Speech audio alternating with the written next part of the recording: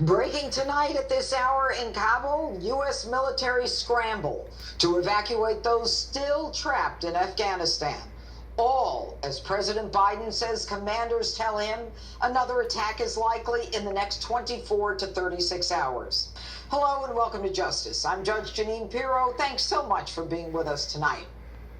National security officials and the president warning another attack is likely just days after a suicide bomber killed 13 American service members at the airport.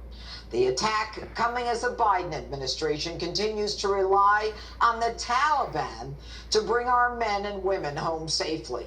And despite the deadly scene, the president is refusing to budge on his deadline, insisting we will be out by August 31st, although the administration is admitting that Americans will be left behind. At no time in American history am I aware of an administration leaving Americans behind, let alone admitting that they are willing to leave Americans behind because of a deal they cut with a terrorist organization.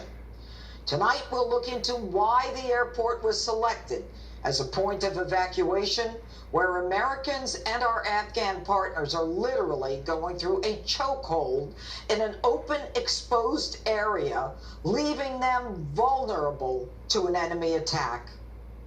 Why did the Biden administration warn that a terror attack was coming 2 days ago and yet couldn't stop that attack? Why the American government is even negotiating with terrorists? Why the American government seems not only befuddled, but willing to lie to the American people about what's happening on the other side of the world that will inevitably impact Americans in the near future. And why is Jen Psaki objecting to the word stranded when that is exactly what is happening to Americans? Why did we leave $85 billion worth of military equipment to a mortal enemy who we have been fighting for 20 years and who harbored the Al-Qaeda terrorists responsible for the deaths of thousands of Americans? Why, out of over 100,000 evacuated, are only 5,000 Americans evacuated? Why and who made the decision to abandon the Bagram Air Base so that the embassy could be manned? And why was the Taliban allowed to review manifests of those coming to the airport? Why was the Taliban given biometrics of our Afghan partners? Essentially, a death sentence to those who assisted America. And why is the President of the United States giving legitimacy to a terror organization? Reaction from South Carolina Senator Lindsey Graham moments away. As we begin with Fox team coverage, David Spunt on the latest from the White House. But first to Lucas Tomlinson at the Pentagon on the heroes who died trying to complete the mission and the brand new information on America striking back overnight. Lucas? Judge, U.S. officials say an American drone strike killed 2 ISIS fighters, part of a planning cell trying to kill more additional American troops at the airport in Kabul ahead of President Biden's August 31st deadline.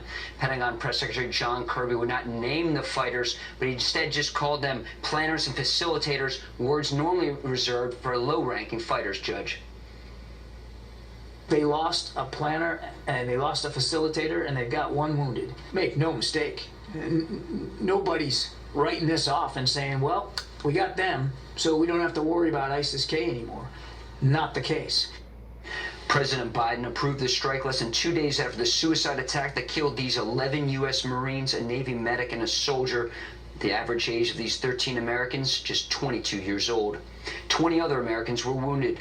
A U.S. military Reaper drone launched from the Al Dhafra Air Base in the UAE carried out the strike in Nangarhar province, where the ISIS branch in Afghanistan is based, not far from the border with Pakistan. The drone fired a missile at a car, killing the 2 fighters and wounding a third. Pentagon officials are not calling these fighters leaders. Pentagon is refusing to say exactly who they killed in eastern Afghanistan in the drone strike until the targets were not on any of the U.S. military's kill lists. The suicide bombing killed over 160 Afghan civilians as well, families desperate to leave their country following the Taliban takeover. The drone launched hours before another warning from the U.S. Embassy in Kabul, urging any Americans at the gates of the airport to, quote, leave immediately. Now, by Tuesday, all of the remaining 3,500 U.S. troops that remain at the airport will be gone. For the first time in nearly 20 years, the U.S. military will not have a presence in Afghanistan, Judge. All right, Lucas, first of all, kudos to you for pressing Pentagon spokesperson Kirby on the connection, if any, between the Taliban and the Haqqani network. Obviously, the Haqqani is the most extreme of the terrorists. And it appears that Kirby told you, well, there's certain commingling and there's certain marbling, which is the exact opposite of what Ned Sullivan said from the State Department, who said they're not connected. So two things come to mind. Either they're lying, or three, they're not connected, or they're not competent, or they don't know what is going on. What was notable across the river at the State Department yesterday when Ned Price said that the Haqqani network and the Taliban are separate entities, when the facts just say otherwise, Judge. The deputy leader, the vice president, if you will, in Western Argo, is Haqqani, Saludin Haqqani, who is, there's a $10 million bounty on his head from the State Department. He's the number 2 in the Taliban. His uncle is running security in Kabul and, shaking down not just Americans, but Afghans desperately trying to flee their country. There's reports that they're seeking, $1,000 a family to get into, the airport. And of course, that those suicide bombers went through a Taliban checkpoint to get to the gate, the Abbott Gate, where that deadly suicide bombing took place that took 13 American service members. It's very clear there is a connection. Today I wanted Pentagon Press Secretary John Kirby just to confirm that there was a connection, and he used the words marbling and commingling. I'm not sure if that's a legal term, Judge. Well, commingling pretty much is. Anyway, Lucas, you've been doing great work. Thanks so much. Thank you. Our team coverage continues with David Spunt live at the White House with the latest. David? Judge, President Biden spent most of the day today in the Oval Office in the Situation Room with his national security team talking about this big news of an imminent threat in the next 24 to 36 hours. I'm just looking here at a new threat, actually, threat assessment released by the State Department in the last few minutes, warning all Americans that are near the airport in Kabul to get away as soon as possible. The State Department says due to a specific, credible threat, people should leave the area immediately. Now, President Biden put out a statement today to the American people, really the world, talking about the next 24 to 36 hours. I want to read part of that statement to you. When talking about that threat, he said, I directed them to take every possible measure to prioritize force protection and ensured that they have all the authorities, resources, and plans to protect our men and women on the ground. They assured me that they did and that they could take these measures while completing the mission and safely retrograding our personnel. In his statement, the president also mentioned the strike that we initiated, that Lucas mentioned, against those 2 ISIS-K operatives that the U.S. is holding partially responsible for the planning of the airport attack. The president said in part the strike was not the last. We will continue to hunt down any person involved in that heinous attack and make them pay. Whenever anyone seeks to harm the United States or attack our troops, we will respond. That will never be in doubt.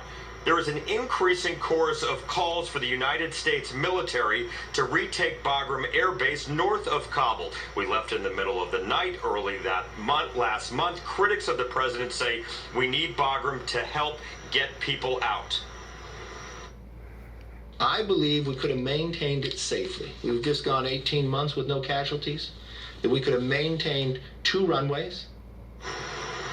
And the latest numbers from the White House show that about 8,800 people, just under 9,000 people, have been evacuated in the last day or so. Judge, that brings the total since July, when some of those initial evacuations started taking place, to around 119,000. But no question, the clock is ticking and the pressure is on here at the White House. Back to you. All right, David, thanks so much. And right here on Justice last Saturday night, my next guest said this.